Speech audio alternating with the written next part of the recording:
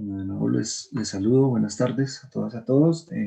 Deseamos que se encuentren muy bien y nos reunimos nuevamente para una nueva sesión de nuestro seminario virtual Marxismo en Colombia, Historias y Problemas. Hoy tenemos la sesión en la que vamos a empezar a abordar la tercera y última parte de la antología que corresponde a los debates de inspiración marxista sobre la transformación cultural. Para esta temática vamos a contar con dos sesiones, la del día de hoy y la próxima sesión en 8 días, el 20 de noviembre. Y allí será nuestra sesión de cierre. Les invitamos para que en esa sesión también, después de contar con la participación de nuestros invitados, podamos también hacer un ejercicio de balance de este primer seminario. Tenemos la intención como grupo de Pensamiento Crítico Colombiano poder adelantar este ejercicio académico en futuros semestres, en futuras oportunidades, y pues para nosotros y nosotras sería muy importante contar con los balances que podamos hacer, con la evaluación que podamos adelantar. Para la sesión de hoy, pues, nos van a acompañar entonces la profesora Diana López Cardona, integrante del Grupo de Pensamiento Crítico Colombiano, a quien ustedes ya conocen, Laura Pinzón Capote, también integrante del Grupo de Pensamiento Crítico Colombiano, a quien también ya ustedes conocen, y tenemos la especial participación el día de hoy de la amiga, la compañera cercana a todo el ejercicio que hemos adelantado en el Grupo de Pensamiento Crítico y que participó en el proceso de investigación de la antología, la profesora Ángela Tuta Ponte. Profesora Ángela, bienvenida siempre a este seminario y un gusto y un placer contar contigo. Entonces, vamos a dar paso al desarrollo que van a adelantar nuestras tres compañeras y como siempre entonces sobre el final, sobre la última parte de la sesión, pues damos la oportunidad entonces también para abordar las inquietudes, las preguntas y los comentarios que ustedes ya saben pueden ir manifestando allí por el chat. Entonces, Diana, Laura, Ángela, gracias y tienen la palabra. Buenísimo, Jorge, muchas gracias. Buenas tardes, buenas noches para todas y todos. Para nosotros y nosotras es un placer nuevamente encontrarnos con ustedes. Les agradecemos también la presencia y bueno, estar siguiendo todo el proceso del seminario que como nosotros planteamos en el primer encuentro, pues es importante como transitarlo en su totalidad para poder también como aprovechar al máximo los debates que abrimos en el libro y lo que buscamos también complementar con las diferentes clases que tuvimos. Ya estamos a puertas del fin, así que nos parece muy bueno poder encontrarlos, seguirlos encontrando y seguirlas encontrando. Bueno, como Jorge dijo anteriormente, la idea de hoy es iniciar el debate sobre el último capítulo del libro, que se titula Debates de inspiración marxista sobre la transformación cultural. Y que tendrá, bueno, estas dos sesiones, ¿no? Hoy vamos a hablar Ángela, Diana y yo, que estuvimos preparando el estudio introductorio del libro y también, bueno, estuvimos en estas últimas semanas repasando de nuevo los textos para poder preparar esta exposición para todos y todas ustedes. Así que en la primera parte que queremos socializar con ustedes, queremos hacer una breve introducción general de el por qué este capítulo hace parte de la antología, porque nos parecía importante introducir estos debates alrededor de las producciones de inspiración marxista en Colombia, en el marco, por supuesto, con el horizonte de la transformación social, que para nosotros y nosotras pues son parte fundamental, eran una parte fundamental a tener en cuenta en el libro y por supuesto pues no se agota en lo que está dentro del libro, inclusive pues nos preguntábamos en la preparación todo aquello que nos quedó por fuera, ¿no? Toda esa cantidad de autores, no solamente en este capítulo, sino en todos los capítulos que, bueno, como ya han dicho los compañeros en sesiones anteriores, nos va a tocar sacar 2 o 3 o 4 antologías más para poder recoger todo el pensamiento marxista que afortunadamente se ha producido en Colombia durante el siglo anterior y por supuesto el que se sigue produciendo actualmente. Para eso entonces les voy a compartir una presentación que realizamos para esta primera parte introductoria. Es una presentación que elaboramos en esta página Prezi, por eso van a ver ese logo molesto ahí, pero bueno, había que pagar para quitarlo y pues no hay plata. Entonces vamos a verlo. Ahí yo las estoy viendo. Diana, Ángela, ¿se ve bien? ¿Todo bien? Perfecto, listo.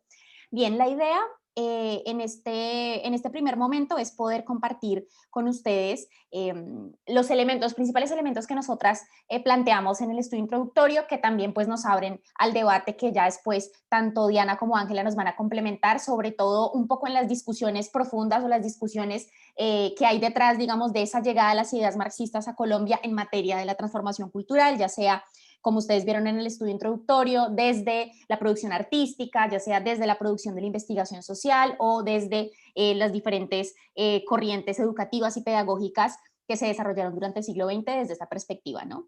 Entonces, bueno, primero vamos a ir al nombre, digamos, al número 1 de nuestra presentación, que es el nombre del capítulo, Debates de Inspiración Marxista, es sobre la transformación cultural, donde, bueno, como ustedes encuentran en las primeras páginas, pues nosotras nos preguntamos respecto también los capítulos anteriores sobre esta lectura reduccionista que se suele hacer de Marx como solamente un economicista, ¿no? Nosotros y nosotras vimos en los capítulos anteriores los planteamientos germinales del marxismo en Colombia, el proceso capitalista y de dependencia y los debates sobre el Estado, y digamos, estas teorías en las que muchas veces se ve más claro o más evidente esta llegada o esta participación de algunas de los principales conceptos o los principales aportes de la teoría marxista, ¿no? Como es más común, digamos, hablar desde esas diferentes dimensiones, pero se suele dejar de lado en los debates alrededor de la influencia de la teoría marxista en diferentes disciplinas, pues las disciplinas que están relacionadas con los debates culturales, ¿no? Pareciera como si fuese algo secundario o algo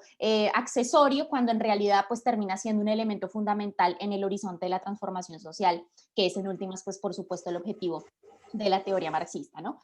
En ese marco, para nosotras, la principal pregunta era, bueno, ¿qué implica también la cultura o qué implica el desarrollo de teorías y de prácticas alrededor de la cultura desde la teoría marxista, pero en un conflicto como el colombiano, ¿no? Ahí ustedes ven en pantalla algunas ideas que nosotras tomábamos a partir también de la necesidad que nos presentó o el reto que nos presentó este capítulo de la antología sobre investigar estas propuestas culturales, educativas, investigativas que utilizaban la teoría marxista, siempre, por supuesto, desde un lugar crítico, desde un lugar situado en América Latina y en Colombia, digamos, con todas las particularidades que eso implica, sin hacer, digamos, un aplicacionismo tal cual a lo calco y copia, como criticaría Mariátegui, sino todo lo contrario, ¿no? Tomar esos elementos de reflexión sobre la realidad y de teorización sobre la realidad para poder construir estas diferentes propuestas culturales, educativas e investigativas. Y por supuesto, pues estas expresiones en el marco de un conflicto como el colombiano. Acá les repetimos,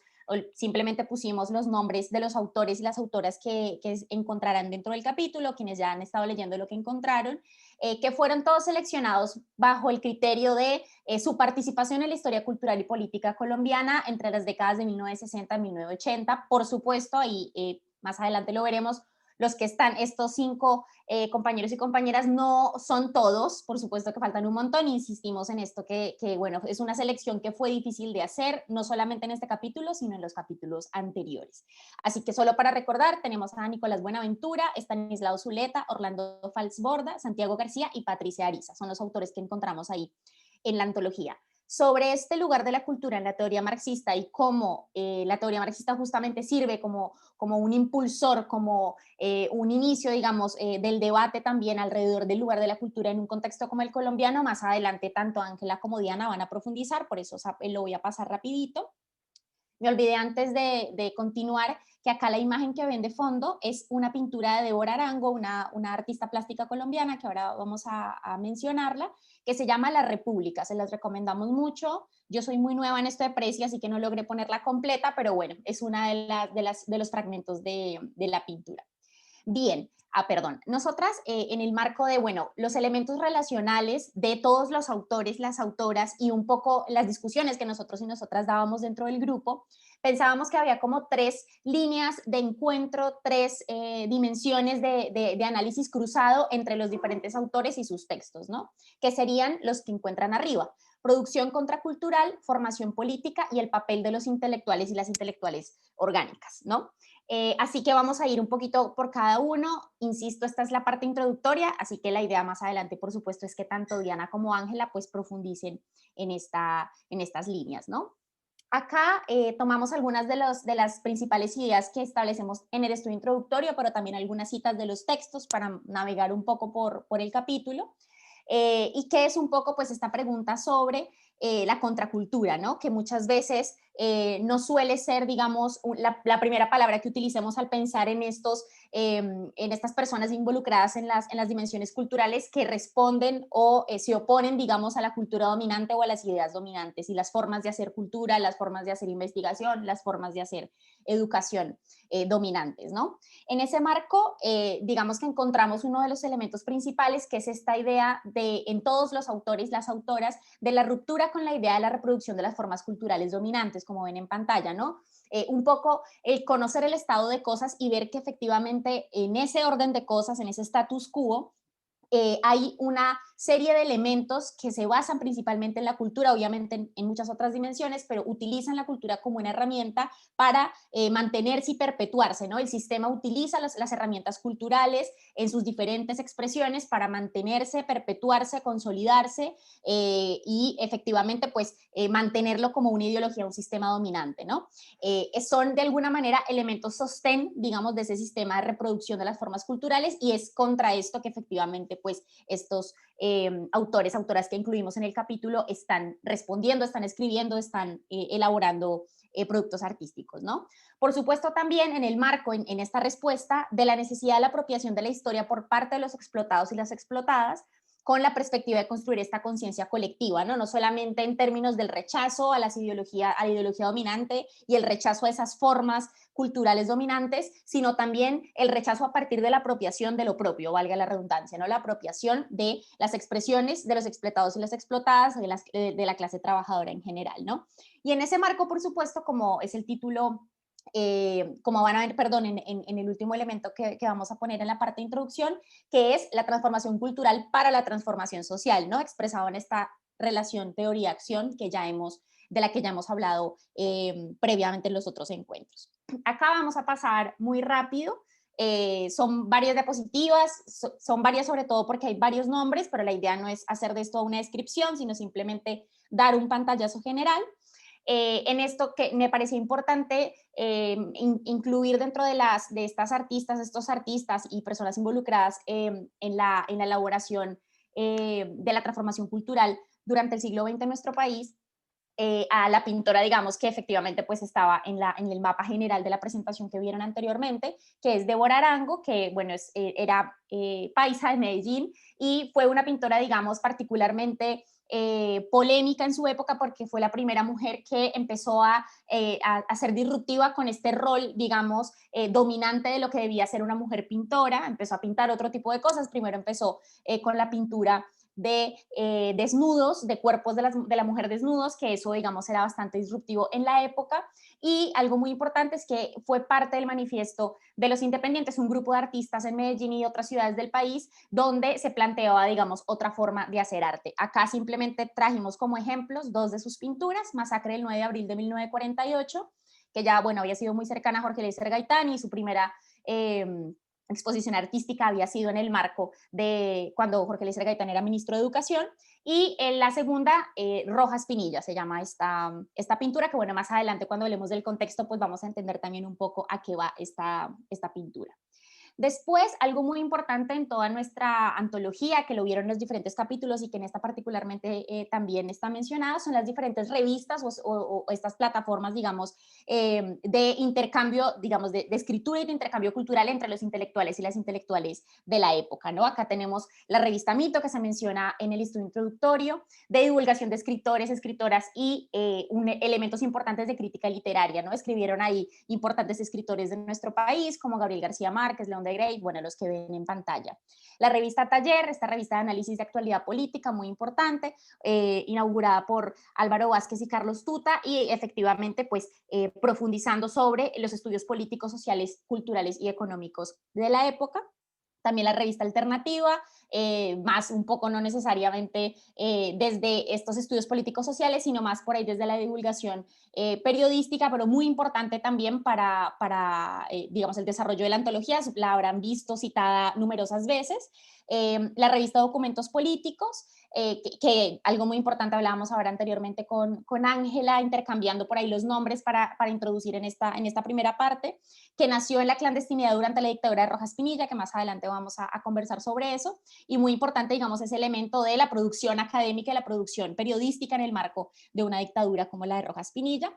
Y finalmente la revista Estudios Marxistas, creada por Nicolás Buenaventura y otros numerosos militantes del Partido Comunista Colombiano. Después, simplemente, bueno, en el cine, algunos elementos que nos parecían importantes rescatar, La Langosta Azul, uno de los primeros filmes colombianos que además inspiraron, digamos, todo un género surrealista en América Latina, la película que supongo todos y todas hemos visto, La Estrategia del Caracol, que plantea, digamos, esta disputa digamos, en el ejemplo de el alquiler de una casa, bueno, de toda esta disputa de clases, ¿no? Y por otro lado, pues el grupo de Cali, que no necesariamente, por supuesto, son marxistas ni mucho menos, pero que en su contexto pues mostraban de alguna manera otra perspectiva de hacer cine, especialmente en crítica de la pornomiseria que se hacía, digamos, durante la época, particularmente, digamos, mostrando la pobreza en las principales ciudades del país. Después en la literatura, encontramos El Nadaísmo de Gonzalo Arango, Patricia Ariza, que está incluida en nuestra antología, con, digamos, otra serie de mensajes incorporados en la literatura, ¿no? Expresaban claras oposiciones literarias y filosóficas al común de la época y trataban, digamos, de ser efectivamente disruptivos o tratar de generar herramientas literarias para la disrupción en ese sentido, ¿no? Pensémonos esto en la dimensión de contracultura que estamos conversando. En la narrativa incluimos a Jairo Aníbal Niño, que también, bueno, cuentos, principalmente cuentos infantiles, pero también otra serie de guiones de teatro y otras disciplinas artísticas, donde también, digamos, tenía una perspectiva particularmente enfocada en la vida y la vida cotidiana del pueblo, digamos, de sus sueños, sus anhelos, como sucede en el libro de Puro Pueblo. Después, por supuesto, el boom latinoamericano y Gabriel García Márquez, que, digamos, de los periodistas, digamos, con alguna crítica social, no necesariamente me atrevería a decir marxista, no sé, ahora lo conversaremos con Diana, que también lo va a mencionar, pero sí, digamos, desde una perspectiva crítica sobre la historia de Colombia, el único, digamos, que a pesar de hacerlo, pues logró, digamos, este reconocimiento a nivel internacional, muy diferente, por ejemplo, del que ven abajo de Jaime Mejía Duque, que también fue ensayista, crítico, escritor, que inclusive muchas veces tuvo debates con García Márquez por su perspectiva en diferentes obras, y que a partir, digamos, de su producción, esta cita que ustedes ven abajo es de su compañera, que planteaba que desde los 90 pues su producción empezó a ser menos retomada por los distintos, por la prensa, digamos, y por los académicos, precisamente por haberse mantenido siempre independiente, ¿no? Después en el periodismo encontramos a Luis Tejada, también un militante comunista, admirador de Jorge Eliezer Gaitán, etcétera, que en el marco pues sí, digamos, desde una época anterior, pero que hacía parte, digamos, de la construcción de esta imagen de la crónica de crítica de la realidad, del ver la realidad desde una perspectiva crítica. Después mencionamos también a Martina Uris, que elaboraba en la revista Estudios Políticos la crítica escénica, todos los artículos sobre cultura. Y finalmente en reportaje, la militante comunista Gira Castro, que hacía reportajes en el semanario Voz Proletaria, hoy Voz, sobre el movimiento popular estudiantil de la capital, en Bogotá. Finalmente el teatro, que bueno, eso ustedes lo pueden ver en el texto de Santiago García dentro de la antología, todo lo vinculado al movimiento teatral universitario y los grupos de teatro de creación colectiva, ¿no? Siempre un teatro, digamos, una propuesta muy interesante, Ángela nos va a explicar sobre eso, que pone, digamos, el eje no una obra prefabricada para mostrar, digamos, un público cualquiera, sino todo un ejercicio de observación, involucramiento con la clase trabajadora principalmente, en el caso del Teatro La Candelaria, el trabajo de Santiago García, pero también, por supuesto, pues con la perspectiva de el teatro experimental, ¿no? De estar, digamos, recorriendo diferentes lugares del país, y hay obras, digamos, muy icónicas del teatro colombiano, como es Guadalupe Años 50, que narra toda la guerra de las guerrillas en el llano, y bueno, la interpretación en teatro de 10 días que estremecieron al mundo. Bien, para avanzar rapidito ya y terminar esta primera parte, Otro de los elementos, como les decía, la segunda línea de contacto que encontramos entre los autores y las autoras son sus aportes sobre la formación política y el rol que consideraban que la formación política debía tener en el marco de la transformación cultural, ¿no?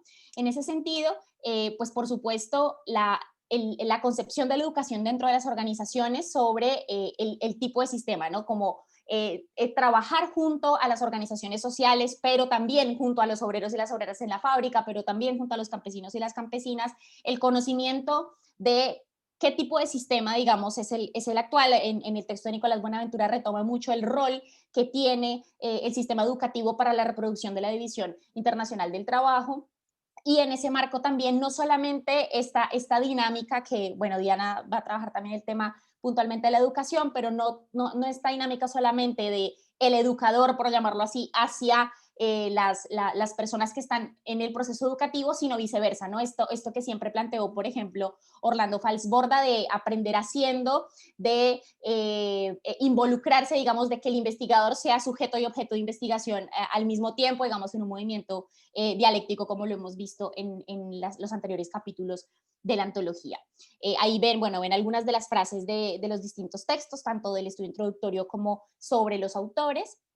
Y una que me parece bastante icónica es esta de Santiago García, donde plantea, como les decía anteriormente, que para el colectivo lo fundamental, para el colectivo de teatro, de la creación colectiva, en el caso del Teatro La Candelaria, lo más importante era la transformación de la realidad con base en los procedimientos artísticos, pero siempre con el objetivo de contribuir a la transformación, ¿no? Un poco rompiendo con esta idea hegemónica de la época del artista, del intelectual realizado de manera individual, sino que apostaba a todo lo contrario, ¿no?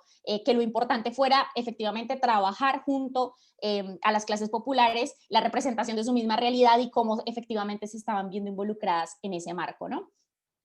Lo que les decía anteriormente, bueno, de Falsborda, que lo ven en la frase de arriba, y este ejercicio, ¿no? De efectivamente partir del contexto para establecer un vínculo, ya sea artístico, investigativo o educativo, en el caso de las disciplinas que se toman en la antología. Y finalmente el papel del intelectual orgánico, que por supuesto está muy vinculado al punto anterior de la formación política, donde efectivamente pues iban al hueso de la exigencia de la posición concreta de estos llamados intelectuales o los maestros o los artistas en el ejercicio de dar una posición clara y contundente frente a la exclusión, frente al sistema de dominación, ¿no? Como un reclamo de no pueden haber grises en el marco de un artista o de un científico, un intelectual, un docente, que conociendo y comprendiendo con herramientas de su formación la realidad y el sistema de desigualdad que atravesamos, que no tome una posición, ¿no? Que sea este desagradable lugar del neutral o del objetivo. Siempre, digamos, en los textos en la antología hacen referencia permanente a la necesidad de ese papel activo de quienes llevan adelante de alguna manera organizativamente pues estos procesos. Después, por supuesto, pues la importancia de la vinculación nuevamente de los grupos de las diferentes disciplinas con la clase trabajadora en el marco también de la formación política de los militantes y las militantes. Y esta última frase de Stanislao Zuleta que nos pareció bastante interesante, sobre todo la última parte que plantea esto de la posición del maestro puede ser en sí misma o por sí misma intimidadora e inhibidora del pensamiento del conocimiento, ¿no? En el texto de Stanislao, él plantea en la entrevista que hay una idea, una lógica, digamos, de los maestros y las maestras. Dice, el maestro puede ser un castrador de pensamiento, nos puede evitar el ejercicio de pensar, y lo que propone un poco es que el maestro, la maestra o la persona que realiza el proceso de educación debe por ahí pasar justamente lo contrario, ¿no? Ser una persona que toma o que pregunta, que cuestiona cuál es la realidad de la persona que se está educando, que está haciendo parte de este proceso de formación, para partir de ahí, para realizar el proceso pedagógico. Y finalmente, ya para dejar las últimas ideas en esta pregunta de para qué la transformación cultural, bueno, lógicamente, como decíamos anteriormente, era para mantener el status quo, la cultura cómo estaba entonces la transformación cultural como una necesidad básica de la transformación social, ¿no? Esta crítica de lo que venía de Europa y de Estados Unidos, no porque vinieran de Estados Unidos y Europa, sino por el contenido, digamos, lejano en muchas veces en la reflexión sobre la realidad de lo que pasaba en América Latina y particularmente en Colombia, ¿no? Y por supuesto, pues frente a la imposición cultural, la propuesta, ¿no? No era solamente la crítica, sino la propuesta de estas otras herramientas que en las diferentes disciplinas se pueden encontrar y que más adelante pues van a trabajar tanto Diana como Ángela. Así que, bueno, creo que ahí, hasta ahí dejaría yo, le paso la palabra a Diana. Ángela, en realidad. Ángela. Sí, sí, sigo yo. Muchas gracias, muy buenas tardes a todos y a todas y muy buenas tardes especialmente pues a los integrantes del Grupo de Pensamiento Crítico Colombiano por su invitación a hacerme parte de la investigación y de la presentación el día de hoy. Definitivamente es un tema bastante interesante y es un tema interesante además porque adquiere relevancia en el contexto en el que se analizan las críticas que se le hacen al marxismo, pero digamos las críticas que digamos que carecen de fundamento. Cuando al marxismo y al pensamiento marxista colombiano se le ha falsamente o se le ha acusado falsamente de no estar interesado en temas como la cultura y las transformaciones culturales. Y cuando nosotros asumimos esta investigación, la asumimos como un reto y con todo el equipo, mostrando que y dándonos cuenta de toda la producción teórica marxista relacionada con análisis de la cultura, de la educación, de las artes, incluso de las metodologías para construir conocimiento nuevo, por lo tanto, de las mismas metodologías de la investigación. Y estos aportes que han hecho varios autores y autoras marxistas en Colombia, digamos, no han sido reconocidos en el país, pero muchos de ellos sí tienen intelectuales, orgánicos y no orgánicos, que los desarrollan en América Latina y en el mundo. Entonces, por ejemplo, estamos hablando de Orlando Falsborda, que él con su práctica con las comunidades en Colombia diseñó a partir de la práctica una metodología de investigación y de construcción de conocimiento, la IAP. O hablamos también de la generación de propuestas en la dramaturgia con la creación colectiva en las artes escénicas, fundamentalmente liderada por el Teatro La Candelaria en Bogotá, pero también otros teatros, y por Santiago García y Patricia Ariza, que están recogidos en esta antología. Hay muchos autores que tratan estos temas de las transformaciones culturales, de la importancia de la cultura, que no pudimos recoger y pues por eso también estamos como en la deuda de generar más antologías. Por ejemplo, nos hizo falta recoger a Enrique Buenaventura, que también ha aportado muchísimo al teatro en Colombia y al teatro en América Latina y en el mundo, y también con su origen, su pensamiento marxista. Ahora, digamos, para hacer un análisis que es de lo que vamos a hablar Diana y yo en este momento, de los puntos de encuentro de cada uno de estos autores, creo que el punto de partida es precisamente desde el cual parte cada uno de ellos. Y ellos dicen que es necesario realizar análisis de contexto para sus determinados campos de acción. Entonces, por ejemplo, Santiago García y Patricia Ariza, desde la creación colectiva en el teatro, en las artes escénicas, dicen, para producir teatro, para producir un teatro transformador, hay que partir del contexto. Para desarrollar la investigación acción participativa, Orlando Falsborda dice, es necesario con las comunidades con las que estamos trabajando y construyendo nuevo conocimiento, entonces es necesario partir del contexto. Y para el análisis que hacen de la educación formal y del papel de la formación política en Nicolás Buenaventura y en Estanislao Zuleta, dicen el formador, el educador debe partir del análisis del contexto y debe hablar con con quien se está formando, conjuntamente con ellos, con los educadores, debe partir de su propio análisis de contexto y de sus intereses. Por eso nosotros empezamos la presentación de la antología, el estudio introductorio a la antología, a estos 5 textos de estos autores.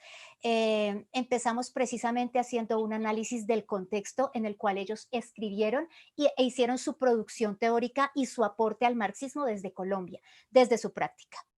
La característica en común que tienen entonces del contexto de estos autores es que todos ellos escribieron sus textos en los años 70 y en los años 80 y son herederos, digamos, de toda una tradición de lucha social que viene desde la época de la violencia en adelante.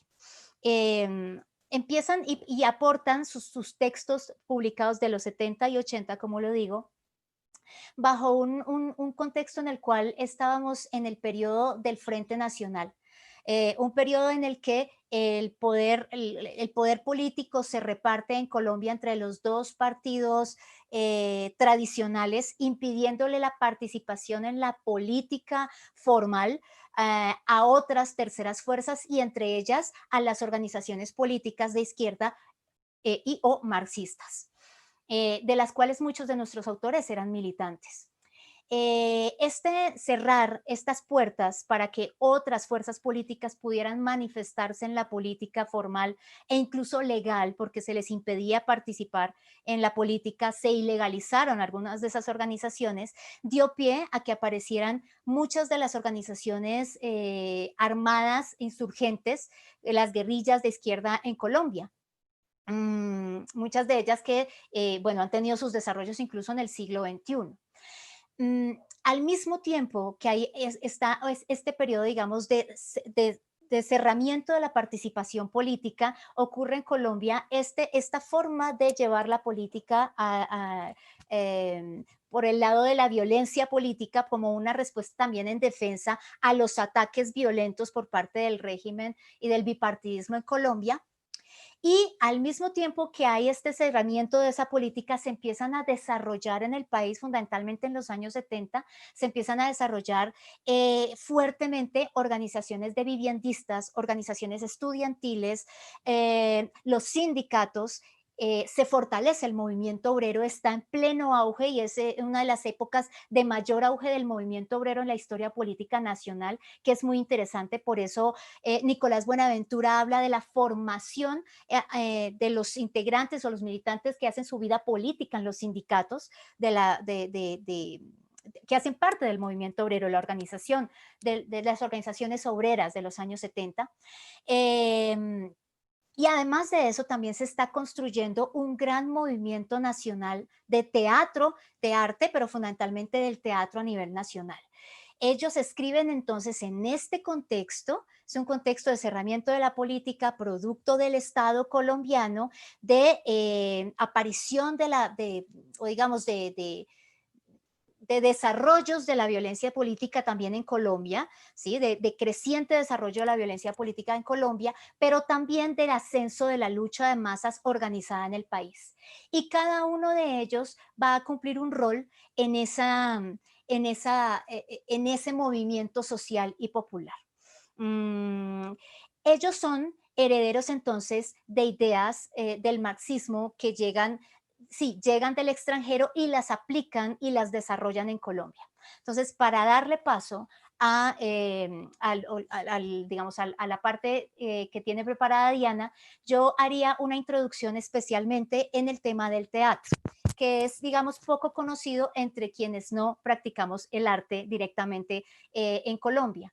Hay un texto que escribe Santiago García, que no pudimos recoger en la antología, que quedamos en deuda de él, pero que les doy el título por si quieren buscarlo. Es una conferencia que él dicta en Lima, Perú, en el año 81. La conferencia se llama Contribuciones para una historia del teatro actual en Colombia. Y Santiago García ahí nos cuenta cómo llega, porque las ideas del marxismo van llegando por diferentes rutas a diferentes campos de nuestra vida nacional. y habla de la dictadura de Rojas Pinilla. Años 53, 54, Rojas Pinilla trae la televisión a Colombia con la idea de poder hablarle a los colombianos directamente, haciendo alocuciones presidenciales por televisión. Pero él no podía hablar, y lo dice también muy jocosamente Santiago García, no podía hablar 12, 15 horas seguidas, si acaso hablaría 2, dice, y necesitaban llenar de contenido la televisión. La televisión en ese momento no se hacía con pregrabado, sino que se hacía en directo. Y lo que antes había en Colombia, antes de la televisión, eran las radionovelas. Pero es muy diferente ser un actor de radionovela a ser un actor en televisión o en las tablas en el teatro utilizando el cuerpo y no solamente la voz. Así que la orden que dio Rojas Pinilla fue: vamos a traer el mejor director de teatro del mundo para que forme actores de teatro, actores de televisión, para que forme actores de televisión. Y empezaron a buscar sus asesores y los quienes trabajaban con él, empezaron a buscar y encontraron a alguien en México. Ese alguien era un japonés que había estudiado en la Unión Soviética, que quería volver a Japón, pero no podía entrar porque había estudiado en la Unión Soviética y no le permitieron la entrada. Fue a Estados Unidos, trató de ingresar y no pudo ingresar porque venía de la Unión Soviética y resultó en México. Y en México ayudó a formar el teatro del realismo mexicano. Y este señor se llamaba Seki Sano. Lo encontraron los asesores, los trabajadores, digamos, de Rojas Pinilla y lo nombran como el mejor director de teatro del mundo y lo traen. Y cuando lo traen, le dan suite en el Hotel Tequendama, le dan los recursos para que pueda formar y él se había formado con la metodología de Stanislavski en la Unión Soviética. Por supuesto que traía ideas del socialismo y empezó a formar actores de teatro, dentro de los que estaban precisamente Santiago García, y duró trabajando con estos nuevos actores un año. Cuando el de la dictadura de Rojas Pinilla se da cuenta que no estaba funcionando, que era muy buen director, pero que no tenía las mismas ideas que la dictadura en la cabeza, lo expulsan del país. Santiago García dice: el daño ya estaba hecho, las ideas ya estaban en nosotros, y empezó a andar y apareció entonces con el Teatro El Búho y después el Teatro La Candelaria, el Teatro Experimental de Cali, las ideas del marxismo en el Teatro de Colombia, lo que después aparecería como la creación colectiva en el teatro. Y daría yo paso entonces a la presentación de Diana. Volveríamos entonces con la continuación. Gracias. Gracias, Ángela.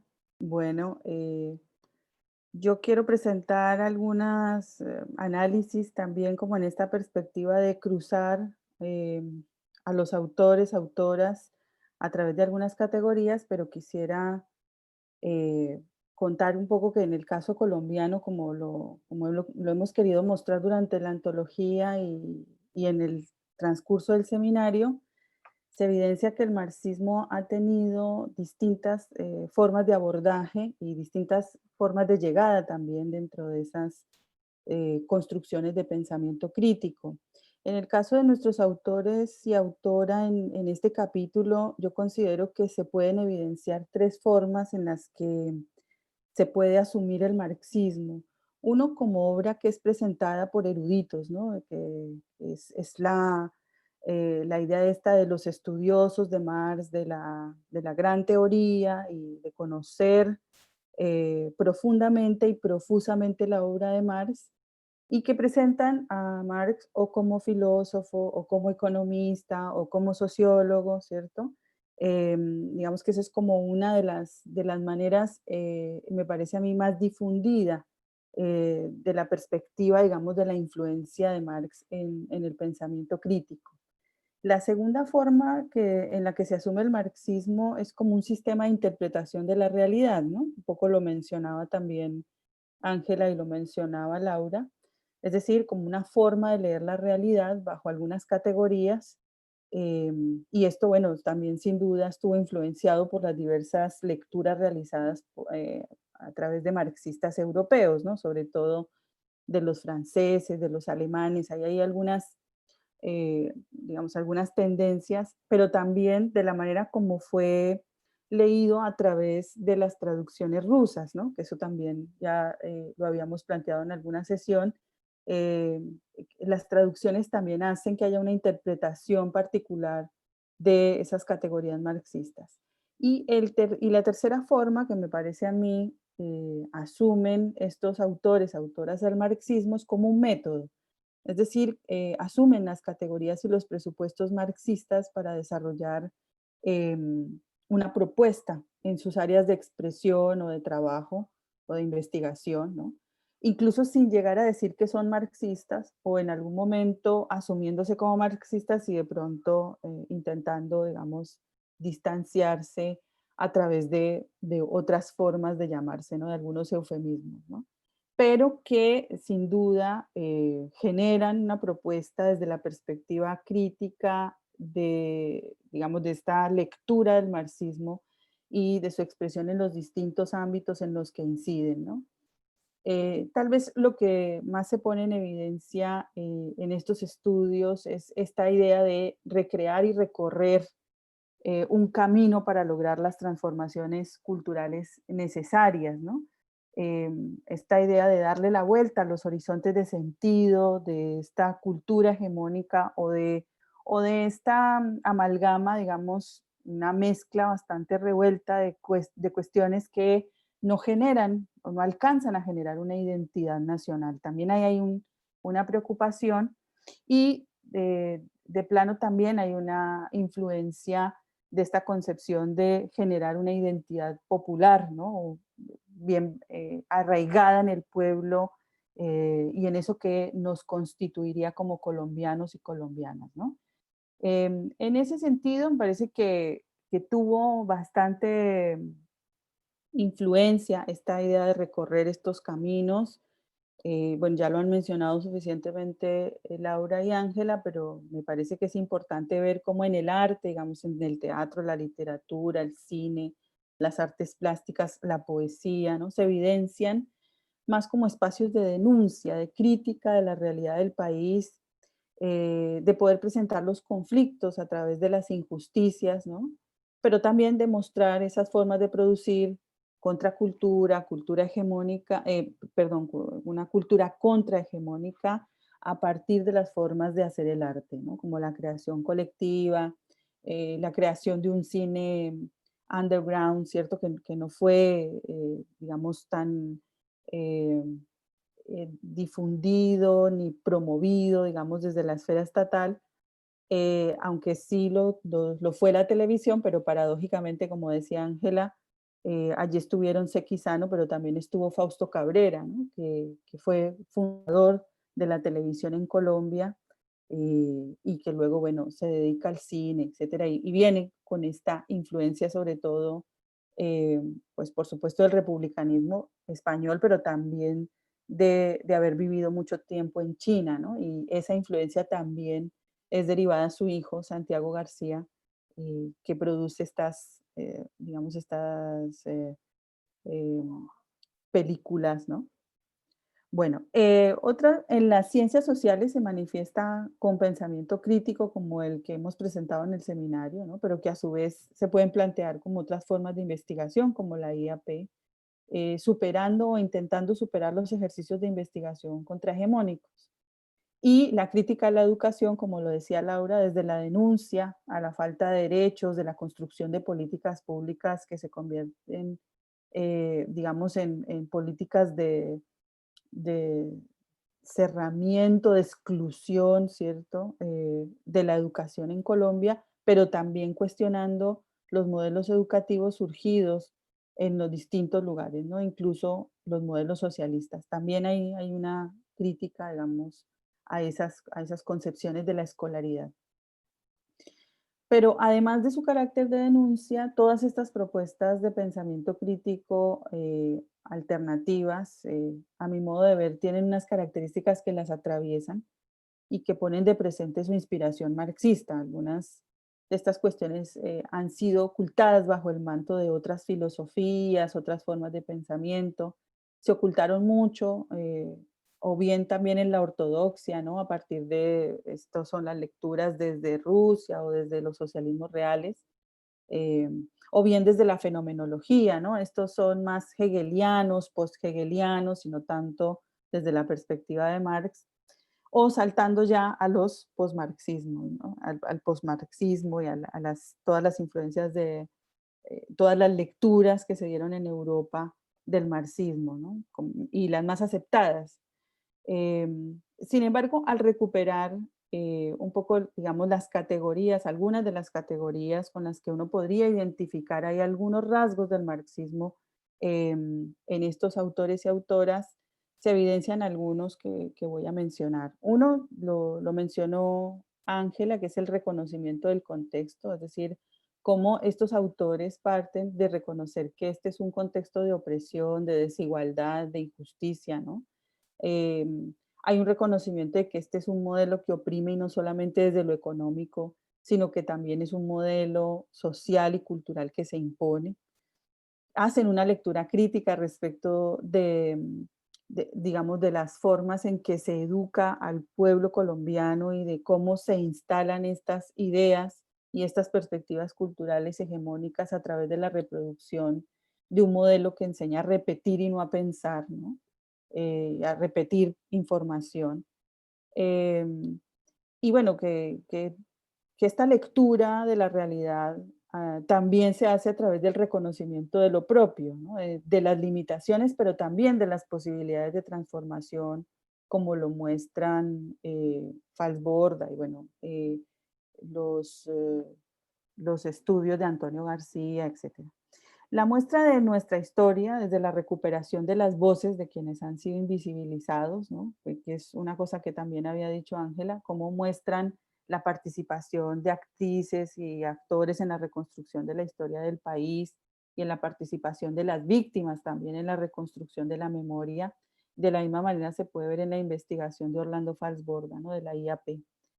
El segundo elemento sería la identificación de la política como parte de la construcción cultural, es decir, que toda manifestación cultural también es una manifestación política en la medida en que obedece a unos intereses y unas finalidades particulares, ¿no? Y se va a cuestionar a partir de esos trabajos la concepción de objetividad, ¿no? De esas formas de realización a través de la neutralidad valorativa. De hecho, cada uno de ellos va a tener una postura política fuerte, clara, definida frente no solamente a lo que producen, digamos, intelectualmente, sino también en la vida del país, ¿no? Intervienen en esa, digamos, en esa reflexión y en ese posicionamiento frente a las cosas que van ocurriendo en el país. La tercera es, parten de la realidad concreta, es decir, todos sus trabajos ponen en evidencia el lugar, las condiciones de ese lugar y los sujetos particulares intentan también definir y reconocer, identificar esos sujetos particulares y esas formas de expresión. Una cuarta que yo creo que es muy interesante y muy importante también que se encuentra allí es esta idea de la intersubjetividad desde la perspectiva marxista, no tanto desde las lecturas posteriores que se han hecho del psicoanálisis o de la lingüística, sino más bien en esta idea del giro epistemológico, es decir, este intento por superar la relación sujeto-objeto en las ciencias sociales y en las artes y darle más bien un carácter epistemológico a lo que estuvo negado desde la ciencia positiva y desde las perspectivas clásicas, ¿no? Es decir, reconocer a los sujetos de la realidad como productores y no como meros receptores o reproductores de la cultura, ¿no? Pasar, como dice Falsborda, del para sí al para nosotros, es decir, afirmarse en un proceso dialéctico y afirmarnos, digamos, como pueblo en ese proceso dialéctico. Y ese reconocimiento de los sujetos que hacen parte de la vida comunitaria, de la vida social, de la vida, digamos, del país, se convierten en los protagonistas de sus acciones, de la investigación, del arte, de la educación, ¿no? Y un quinto elemento que me parece también, digamos, define su influencia marxista es el carácter transformador. Es decir, de transformación, su carácter emancipatorio, ¿no? Esta idea de poder hacer y producir para contribuir en algo a la transformación de esas condiciones de opresión en el país, ¿cierto? Y en este sentido, sus trabajos buscan cambiar la realidad, aportando ese cambio desde su trabajo y desde sus formas de producción, ¿no? tal vez no desde la concepción de un cambio hacia el socialismo, no es que lo digan abiertamente todos, pero sí en la perspectiva de superar las condiciones de dominación. Y esas producciones propias que se arriesgan a decir desde un lugar no condescendiente con el pensamiento hegemónico, pero tampoco con el pensamiento legitimado como de izquierda, ¿no? Realizan una producción más propia y generan transformaciones, me parece a mí, desde este principio de justicia social, en el que sí se puede vincular claramente y abiertamente a todos y todas, ¿no? Y por último, bueno, lo mencionó también Laura en su exposición, su interés por la formación, ¿no? Que atraviesa la vida y las acciones de estos y estas pensadoras. O sea, que la educación no es solamente el ejercicio de los educadores en la escuela formal, sino que hay una preocupación por que esas transformaciones culturales requieren de formadores de esas transformaciones, de esos sujetos, ¿cierto? Que van transformándose también culturalmente. Entonces, hay una preocupación por la formación política y hay unas formas que se constituyen como métodos para, digamos, abonar a esa formación política, ¿no? No solamente para producir o para generar unos productos contraculturales, sino para generar procesos de, diría Freire, de concienciación, ¿no? Es decir, de avanzar y abonar en ese ejercicio de transformación cultural que, digamos, me parece está como muy centrado en las propuestas, en las reflexiones y en los productos culturales de estos autores y autoras.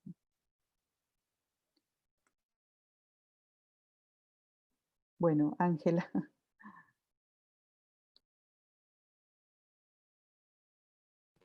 Sí, sí me están escuchando bien porque ahorita empecé a tener como problemas ¿me están Sí, escuchando? si apagas tu cámara, tal vez te podemos escuchar mejor.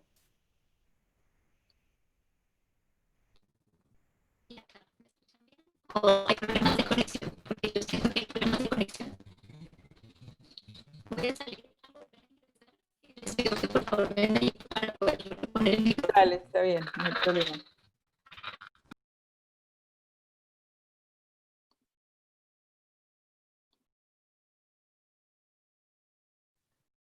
Vale, esperamos unos segunditos para que ella pueda reconectarse y bueno, les recuerdo a todos y a quienes se suman por primera vez al seminario, pueden hacer sus preguntas o comentarios en el chat.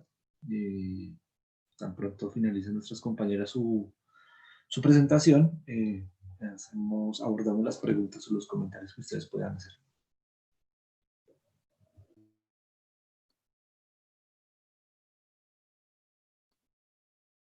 Sí. Bueno, mientras llega Ángela, yo puedo... ¿ya llegó? No. Mientras llega Ángela, puedo aportar algunos otros elementos. Nos parecía muy interesante, por ejemplo, de estos autores que si bien nosotros escogimos algunos apartados de sus producciones, que vienen siendo también como parte de su recorrido en estas dimensiones, digamos, del arte, de la literatura y de la educación y de la investigación, ellos y ellas también tienen producciones de otro talante, ¿no? Es decir, Patricia Ariza, nosotros pusimos dentro de la antología un poema de ella, pero ella, sabemos, ha producido gran parte de la reflexión y de la construcción del método, digamos, del teatro La Candelaria. Hay algunas cosas que también nos han ocurrido y es que hay muy poca producción teórica de las mujeres y eso nos parecía que pareciera evidente, digamos, por las condiciones, digamos, del patriarcado. Uno podría decir, bueno, es que solamente los hombres han podido, han sido reconocidos en la academia o en las producciones, pero también es que mucho de ese trabajo de las mujeres ha sido del hacer, ¿no? Y muchos pensadores y pensadoras colombianas han sido olvidados, no tenemos referencia de ellos o ellas porque no pudieron escribir nada, no se dedicaron a eso o esa no era su prioridad, ¿no? Entonces, eso también, ver cómo, por ejemplo, algunos de ellos que han producido muchos textos, solamente se les seleccionan y se les publican algunos. A veces es difícil encontrar algunos textos de estos autores, por ejemplo, de Zuleta, hablando sobre el tema revolucionario, o de Marx. Sé, porque lo leí, que tiene unos estudios sobre Marx y Freud, ¿cierto? El marxismo y el psicoanálisis, pero en las publicaciones últimas que se hacen, en las compilaciones que se hacen, no se volvieron a encontrar. Entonces, también, como lo habíamos dicho desde el comienzo, hay alguna serie de, digamos, de limitaciones de censura, digamos, a algunos textos, algunas producciones, e incluso ellos mismos dentro de su elaboración y su producción de madurez, fueron dejando atrás estas publicaciones, ¿no? Pero digamos, hay algunos elementos más directos relacionados con el marxismo y las teorías marxistas que ellos han producido, ¿no? También pasa con Falsborda. Y que no son tan conocidos como algunos otros, ¿no? Que es lo que siempre pasa.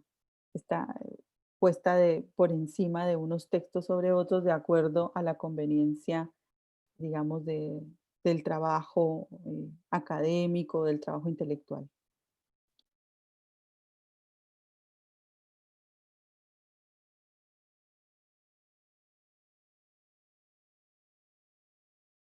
Bueno, no, Ángela no llegó, así que bueno, eh, aquí aparecen como algunos comentarios, Jorgito, preguntas, ¿sí? Más bien si establecemos un diálogo. Sí, sí, perfecto. Bueno, si ella puede retomar, pues puede de pronto por ahí hacer el cierre de lo que nos estaba compartiendo. Bueno, nos han enviado saludos y bueno, comentarios a propósito de en el momento de la intervención de Laura, a propósito de la paz está en un grave peligro, menciona Antonio Avendaño.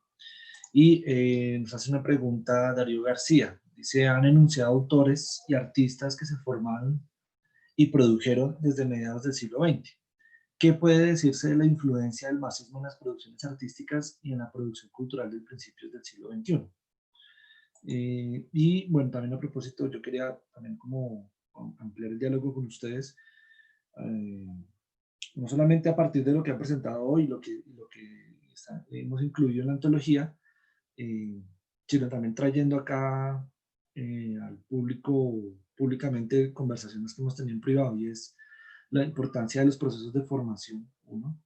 Creo que uno de los autores que nos quedó por fuera es, por ejemplo, Teófilo Forero y su importante tarea en la formación sindical, que por supuesto, digamos, uno menciona ese nombre y hoy en día pues se asemeja, se asimila, se relaciona directamente de manera peyorativa o se estigmatiza. Digamos, y la importancia que tuvo en el marxismo, creo yo, y en ese ámbito de la formación muy particular, digamos, de la formación, claro, pensando en la escuela, pero también por fuera de la escuela, como sucedía con Zuleta, y creo que Teófilo era uno de ellos. Y otro aspecto es, digamos, cómo se involucra esta matriz de la cultura o lo cultural, ¿no? En los debates marxistas. Veníamos mirando los debates germinales en la primera parte del seminario y luego en los debates sobre el Estado, que allí se involucraban, digamos, como características o categorías más bien propias del marxismo y que no se traducían en debates a propósito de la transformación cultural. Y para algunos pues, entendía como un medio, como bien lo mencionó Diana, pero también como un asunto de segundo orden. Creo que esos son debates y a propósito de este comentario, un debate actual o contemporáneo es si se sigue viendo lo cultural como un aspecto subsidiario, ¿no? Para algunos muy ligado a lo posmoderno, inclusive, para algunos como con debates subjetivistas y vamos utilizando esa denominación de manera peyorativa. Bueno, ahí también quisiera un poco que pudiéramos ampliar la charla sobre ello. Ya tenemos a Ángela. Ángela, si quieres probar tu micrófono. Si ahora sí me escuchan bien.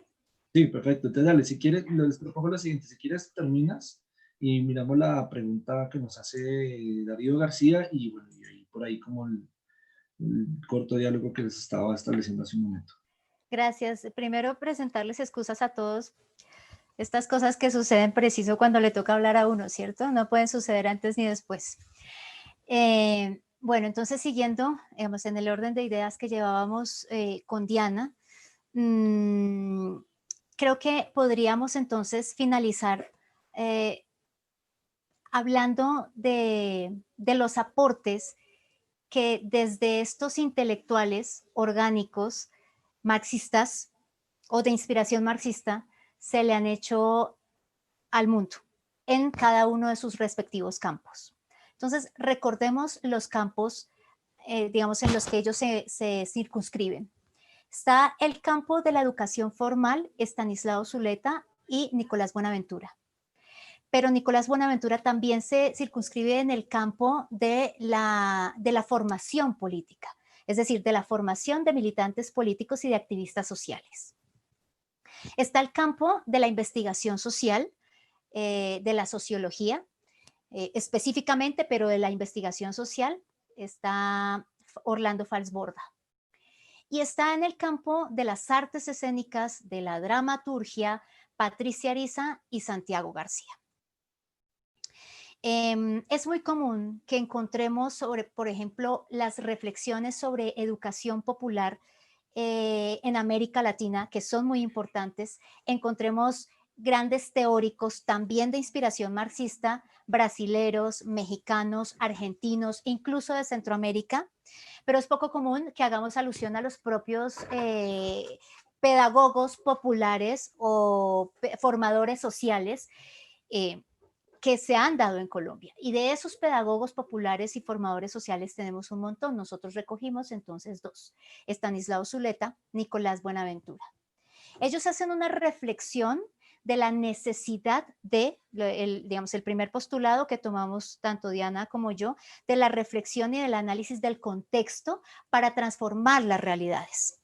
Hacen una reflexión del papel del formador o del educador como una guía en el proceso de enseñanza-aprendizaje, pero al enseñar ellos o al dirigir sus enseñanzas, las dirigen hacia directamente, y lo dicen directamente, hacia las transformaciones sociales. ¿Quiénes deben hacer las transformaciones sociales? Las clases explotadas. Por lo tanto, consideran el terreno de la educación, el terreno de la formación, como un terreno de la lucha de clases. Y la entrevista de Estanislao Zuleta lleva ese título, ¿no? De la educación, un campo de combate. La llama un campo de combate. Nicolás Buenaventura la llama el terreno de la lucha de las clases sociales, y es una lucha ideológica que debemos dar desde ahí, desde el punto de vista y desde nuestra característica como parte de las clases explotadas, de las clases oprimidas.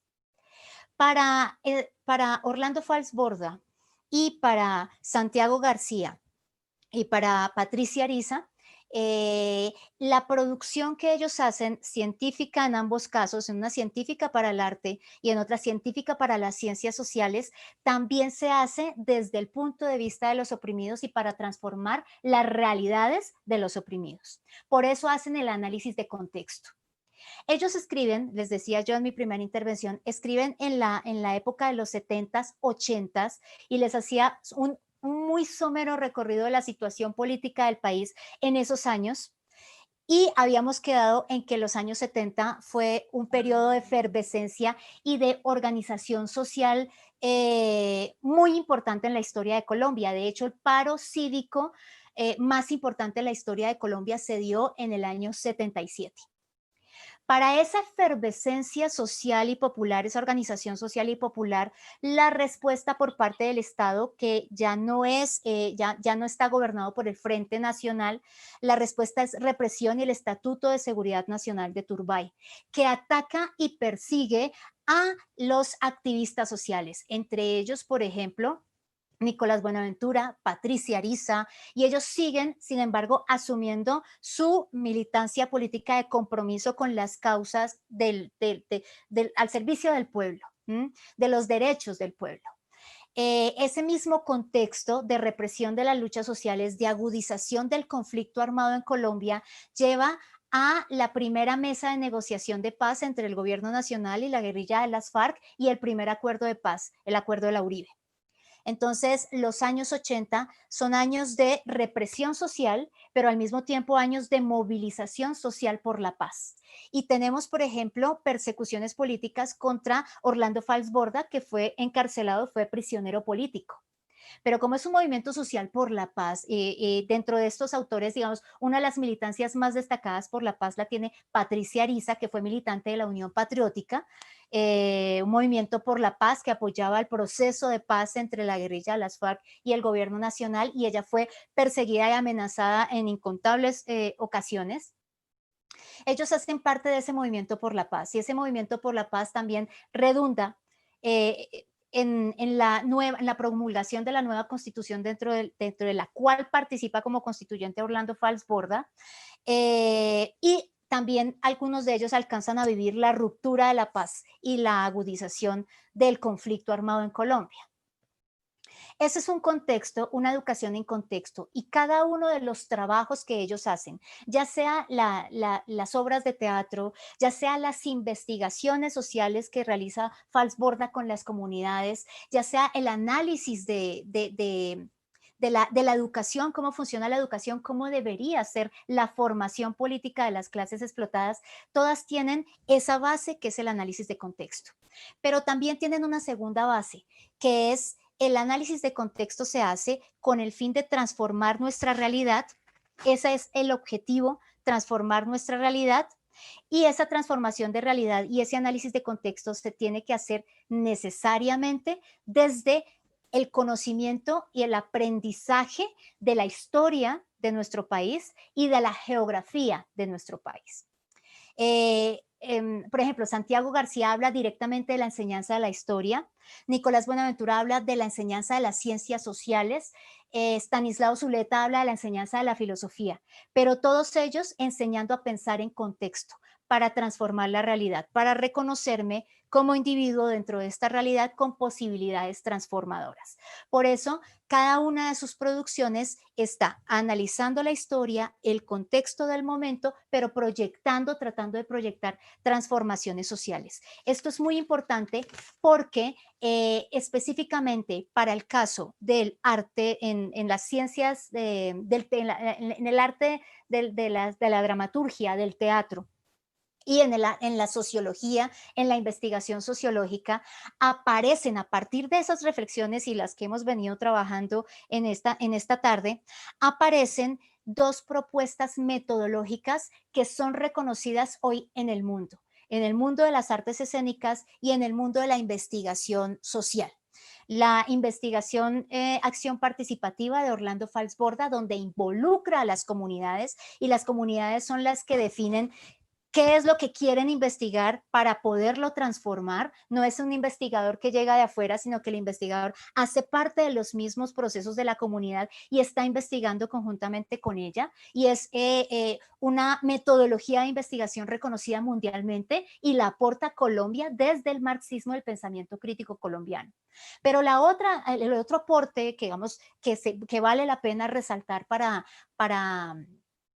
el mundo digamos, que se asume en América Latina, pero que en otros continentes también lo desarrollan aún muchos grupos de teatro, es la creación colectiva. La creación colectiva que aparece desde el análisis de contexto, donde no hay un solo autor o autora que escribe la obra de teatro, sino que a partir de procesos investigativos y de trabajo con las comunidades, de análisis de historia y de geografía, se producen obras de teatro de alto contenido social.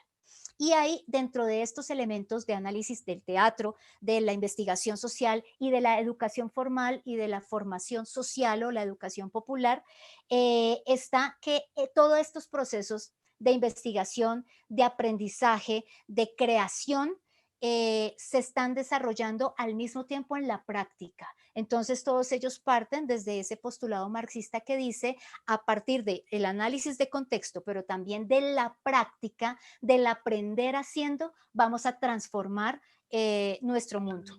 Y creo que podríamos, con estos últimos aportes, que también son aportes, son diseñados en Colombia con base en las ideas marxistas, podemos decir que se ha hecho un aporte fundamental a los procesos de transformación social, no solamente en Colombia y América Latina, sino en el mundo, y que vale la pena reconocer que tienen un origen marxista. Lo último que tendría yo por decir es que recuerdo cuando dice, si no me falla la memoria, es Nicolás Buenaventura, que dice que nosotros consideramos desde América Latina, desde estas características de los países de la periferia, consideramos que nos han llegado muchas ideas europeas que nos han colonizado, pero que paradójicamente nos llegaron ideas de Marx, que es europeo, para ayudarnos a la liberación. Lo dejaría allí. Muchas gracias. Vale, Ángela, muchísimas gracias.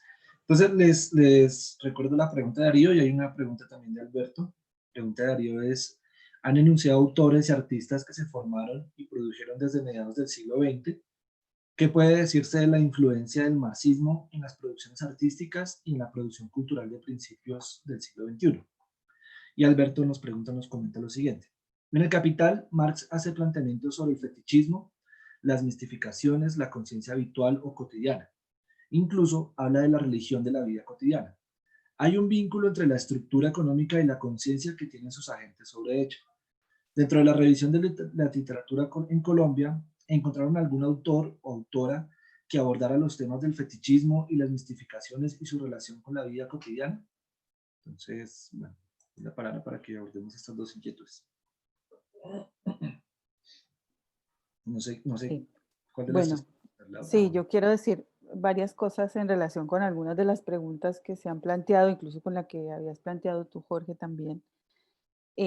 Sobre si hemos estudiado o hemos encontrado pensadores, pensadoras con influencia marxista en el siglo XXI, no fue parte de la indagación de la antología, pero yo diría que hay una influencia, ¿no? Digamos que el teatro, el cine, las artes en general en Colombia han bebido de esas propuestas de influencia marxista del siglo XX y hay unas que se sostienen, es decir, el Teatro La Candelaria sigue siendo el Teatro La Candelaria, es decir, tiene toda la importancia, la relevancia que tendría hace 30 años, ¿no? Y me parece que hay algunas cuestiones que no se alcanzan a ver, que son sutiles, digamos, en la forma en que se expresan, por ejemplo, las escuelas de artistas colombianos, de actores y actrices, que fundaron algunos de ellos, algunos de estos actores y directores de teatro, y que siguen teniendo la influencia de, digamos, de estas perspectivas, ¿no? Y que siguen trabajando métodos como los que hemos planteado y algunos otros que tal vez no conocemos, ¿no? En el teatro hay varias propuestas. Por ejemplo, la del teatro del oprimido, que esa es una versión, digamos, muy importante del teatro popular, del teatro crítico, de influencia freiriana, pero que tiene, por supuesto, influencia marxista, que se ha colado, digamos, en la construcción cultural de nuestros pueblos y que tiene su expresión en Colombia también. Y es, digamos, podríamos decir que ha tenido mayor influjo en el siglo XXI. Pero habría que hacer un estudio de esto también, ¿no? Un estudio cuidadoso y seguramente nos encontraríamos con una caja de Pandora, porque hoy hay expresiones culturales que se dan en las comunidades y en los distintos territorios que seguramente no conocemos porque no las hemos indagado o no se han registrado o no se han reflexionado lo suficiente. Entonces me parece que yo creo que hay una riqueza cultural inspirada en estas construcciones que están en mora, digamos, de reconocerse y de recuperarse. En relación con lo que plantea Alberto, que me parece muy importante también, pues yo creo que están ahí, está implícita esta idea de romper con la industria cultural, ¿cierto? Que ha convertido a la cultura en una mercancía, que ha objetivado a los productores de cultura, que son los sectores, digamos, oprimidos, que han sido negados, y esa es una perspectiva, digamos, que está anclada en la construcción del teatro y digamos, de estas producciones contraculturales o de construcción contrahegemónica que han tenido una influencia, por ejemplo, muy fuerte de Sartre, de Brecht, ¿cierto? Eh, de Kandinsky, bueno, de una serie digamos, productores de cultura, pero también de productores de pensamiento crítico cultural, ¿cierto? Que han permitido que eso emerja. O sea, el teatro libre es libre por eso, o sea, porque intenta desprenderse de esa construcción. También el teatro del pueblo, o sea, cómo se generan estas construcciones colectivas intentando recuperar y reconocer esas identidades que han sido negadas, ¿no? Y cómo la industria cultural hegemónica las ha expulsado, ¿no? Y las ha negado. Me parece que eso también es como un elemento interesante para reconocer, o sea, no directamente hay un estudio de determinados autores, o sea, hablando sobre el fetiche de la mercancía y cómo la cultura es un fetiche, pero sí hay métodos, por eso yo decía que había una manera de encontrar esa influencia marxista, no necesariamente en la definición o en la argumentación con esas categorías, sino en las formas de hacer que ponen en evidencia, ponen en acción esas categorías, ¿no? Esas categorías marxistas. Y me parece que ahí están implícitas, digamos, o más bien explícitas en la acción, ¿no? Eh, en estas formas contraculturales. Em, Además de lo que presenta Diana, creo que en Colombia estamos en mora de hacer un proceso de sistematización de todas las experiencias que se desarrollan en el país. En todos los rincones del país, diferentes colectivos de arte, de educación para la transformación, bueno, diferentes tipos de organizaciones que están llevando a cabo experiencias novedosas y que están inspiradas y tienen inspiración en el marxismo.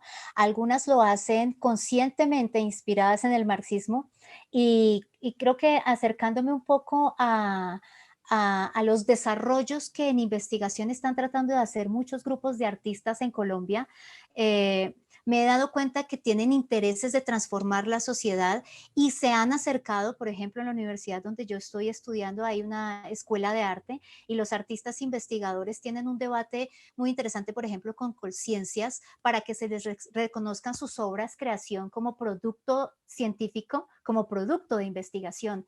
Y yo tuve una muy grata sorpresa al escuchar a ellos en un encuentro de investigación, obra, creación, como denominan ellos las investigaciones en el arte, donde hablaban como uno de sus referentes metodológicos la creación colectiva, con la particularidad de que en la Escuela de Artes de donde yo estoy estudiando no hay escuela de dramaturgia o de teatro. Hay diseñadores, hay directores de cine, hay fotógrafos, y están utilizando estas herramientas que la inspiración marxista dio para crear el método de creación colectiva y ahora se está aplicando en otras esferas del arte también.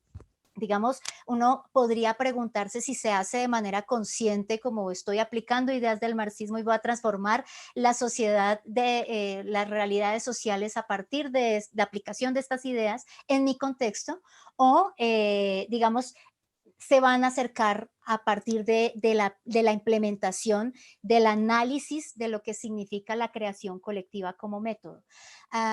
Creo que estamos en mora de hacer esa sistematización porque conocemos de muchas experiencias, nosotros mismos y varios de los que veo conectados aquí como asistentes, hemos hecho parte de esas experiencias que intentan transformaciones sociales, pero que no se han sistematizado, que creo que es uno de los grandes problemas que tenemos en Colombia para mostrar nuestras experiencias y nuestros resultados al mundo.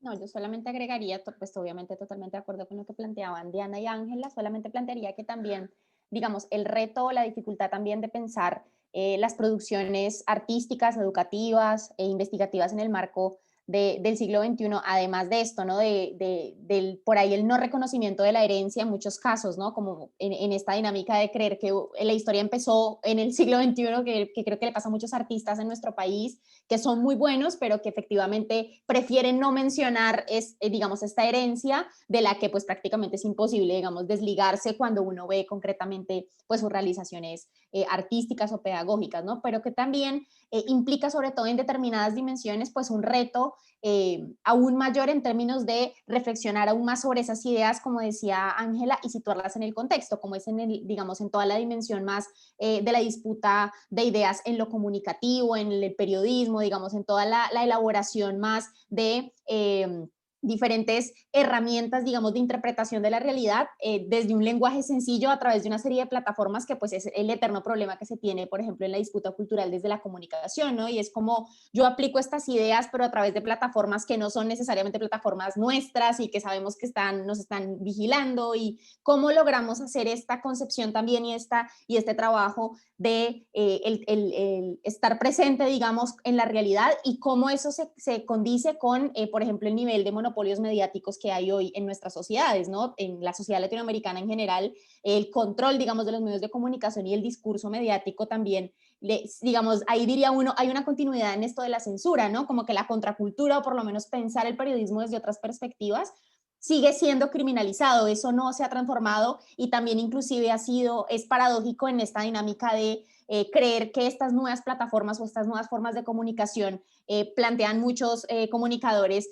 democratizan el acceso a la información, y eso no necesariamente, digamos, pensando la comunicación desde esta perspectiva más anclada al territorio y a quiénes son las personas que pueden acceder a una conectividad, quiénes son las personas que pueden acceder a ciertos medios de comunicación.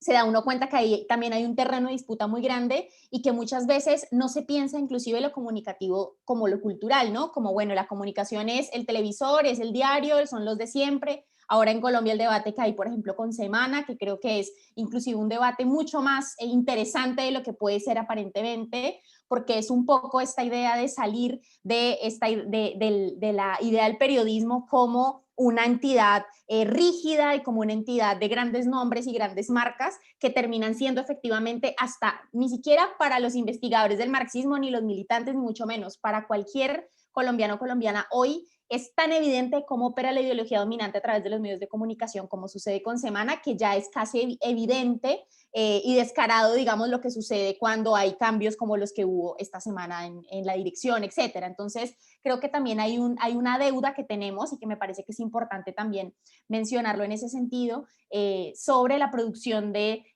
nuevas reflexiones en este nuevo contexto sobre estas diferentes plataformas y herramientas que no existían concretamente en el momento en que estos autores y estas autoras produjeron, ¿no? Un momento en el que uno nunca se hubiera podido imaginar que esto estuviera sucediendo, nos estuviéramos encontrando a través de un computador, personas que estamos en diferentes países, pero que nos implica también todo un terreno de lucha en el que estamos, yo me atrevería a decir, calzones abajo, porque estamos muy con esta idea de seguir luchando con flechas en un mundo donde todo el mundo lucha con ametralladoras, hablando, digamos, de la comunicación, que también es digamos, otro campo de disputa, y que nos plantea esto de la reflexión en el contexto y cómo nosotros hacemos hoy, o cómo aportamos a la formación política, por ejemplo, o cómo aportamos nosotros a este rol de los intelectuales orgánicos, sin dejar de lado el contexto en el que vivimos y sin hablar por ahí con un lenguaje o con unos lenguajes comunicacionales que no necesariamente son los más masivos en nuestra época. Eso nomás quería agregar.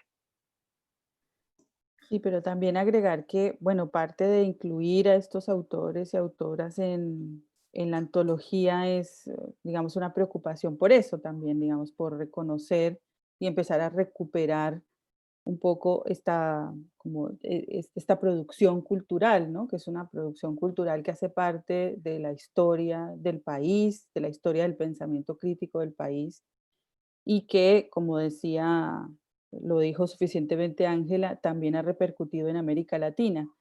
En el caso, por ejemplo, de Fals Borda, no se estudia en la academia, a pesar de que hay un reconocimiento de la Academia Latinoamericana y Mundial de Fals Borda, pero tampoco, digamos, se conocen muy en detalle sus estudios, que son unos estudios también culturales y de apropiación de la cultura nacional, ¿no? Y hay una preocupación por esa apropiación de la cultura a partir y con los mismos sujetos de las comunidades, ¿no?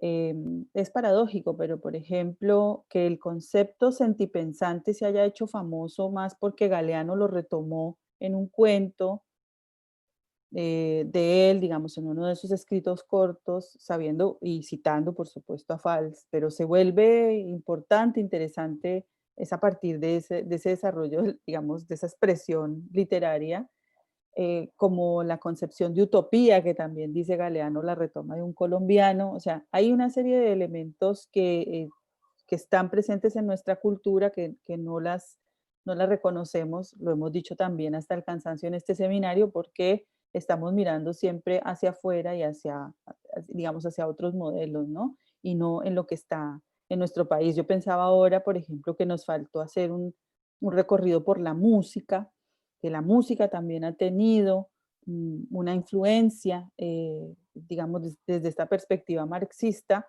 y que en algunas zonas es determinante también, digamos, es parte de la tradición, digamos, del encuentro y de la comunicación en determinadas regiones, ¿no? Y bueno, y una cosa que había dicho que iba a conversar sobre lo que dijo Jorge, de cómo eso, la cultura termina siendo como una cosa agregada, como una cosa que no, eh, que ponemos ahí como en un tercer o cuarto lugar, pero que viene siendo central y que tiene que ser también parte, digamos, de la construcción de ese pensamiento, que viene siendo importante en la construcción de ese pensamiento crítico colombiano, ¿no? Y que, bueno, que quisimos mostrar o quisimos hacer una pequeña muestra de esa producción, que tal vez lo que permite es abrir algunas líneas de investigación sobre, bueno, cuáles han sido esas construcciones y esas influencias en otros momentos históricos, desde otras perspectivas o con otras lecturas, ¿no? Eso me parece que lo que deja en realidad esta antología en general es como un camino que se bifurca en muchas posibilidades de investigación y de indagación. Vale, Ángela, Diana y Laura, muchas gracias. Un breve comentario final ya para el tono de cierre, un poco lo que mostrábamos o muestran ustedes también en el capítulo y en la presentación de hoy. A partir del título inclusive, vemos los debates en torno a la cultura de inspiración marxista, no necesariamente que se trate de que estos autores, autoras sean marxistas. Ya tendremos ocasión de discutir sobre esto en la siguiente sesión, por ejemplo, en el caso de Fals Borda, pero que creo que a propósito de la pregunta de Darío, hoy en día, digamos, esa inspiración de la lectura marxista, filosófica, política, económica del marxismo, ha logrado influenciar en muchas de estas expresiones, ¿no? Yo pensaba en la pregunta de Darío, cuando ustedes lo estaban mencionando, lo iban mencionando, en el arte callejero, a lo que se refería a Laura, por ejemplo, con todo lo que sucede hoy en día con los colectivos gráficos. Menciono dos, tres que conozco, como La Chispa o Puro Veneno. Bueno, digamos que allí hay, no me atrevería a decir que sean o no sean marxistas, aunque les conozco algunos de ellos, pero que sí hay una inspiración a propósito de esos fundamentos del pensamiento marxista y que se hace evidente sobre todo en el periodo en el que se refería a Ángela, ¿no? 70s y 80s. Tiene ahí también un desarrollo. Creo que también, digamos, la importancia que empieza a verse en el marxismo en general a nivel mundial y que se vivifica aquí en Colombia, en el debate de la importancia sobre las condiciones subjetivas. Digamos. Sí, creo que es un debate todavía no saldado al día de hoy, todavía, digamos, con nuestros compañeros, sea en la academia, por fuera de la academia, en organizaciones, etcétera, mantenemos este debate sobre si predomina uno sobre el otro, pero creo que en el caso de los documentos que ustedes incluyeron en la antología, que incluimos en la antología y que ustedes han presentado hoy de los autores en esta síntesis analítica, pues nos demuestran, vamos, como desde el marxismo hay una apuesta por la creación de una nueva cultura, digamos, una cultura que se contraponga a la hegemonía burguesa del capitalismo, hoy en día diríamos patriarcal, etcétera, etcétera. Bueno, no sé, digamos, de nuevo le reitero el agradecimiento a Laura, a Diana y por supuesto a nuestra invitada hoy muy, muy especial, a Ángela. Siempre es un gusto escucharte y pues, ojalá podamos encontrarnos pronto en medio de este aislamiento, de esta situación que estamos viviendo.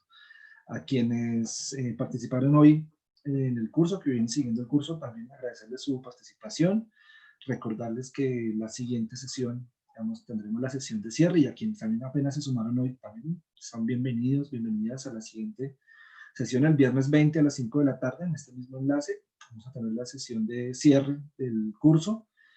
Y como les reiteraba, como les mencionaba al principio, les reitero, pues nos gustaría también hacer un balance del seminario porque estamos ya como grupo de pensamiento crítico pensando en la perspectiva, en el horizonte de poder, digamos, realizar este curso para el siguiente semestre. Gracias a todos ustedes y a todas, a Alberto. Alberto les envía saludos y les da agradecimiento especial a Ángela, Diana y Laura, muy interesante, y dice. Y bueno, nos encontramos entonces el próximo viernes. No sé si Ángela, Diana, Laura, quisiera mencionar algo al final. A ustedes muchas gracias por invitarme. Estoy dispuesta para el segundo tomo de la antología y seguir investigando sobre estos temas. Y a todos los asistentes, muchas gracias.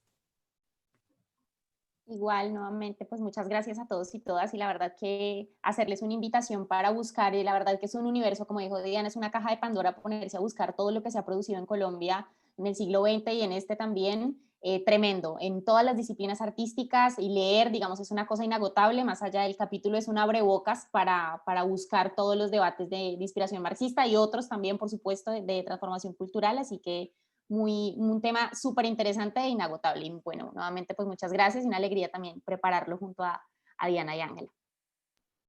Sí, sí, agradecerles y bueno, ahí le estoy diciendo a Antonio Avendaño que nos tiene que enviar sus producciones. Bueno, se ha hablado mucho de las cosas que ha producido y me parece que es interesante también que este espacio se convierta en un espacio de interlocución de esos saberes que se producen y que no conocemos, ¿no?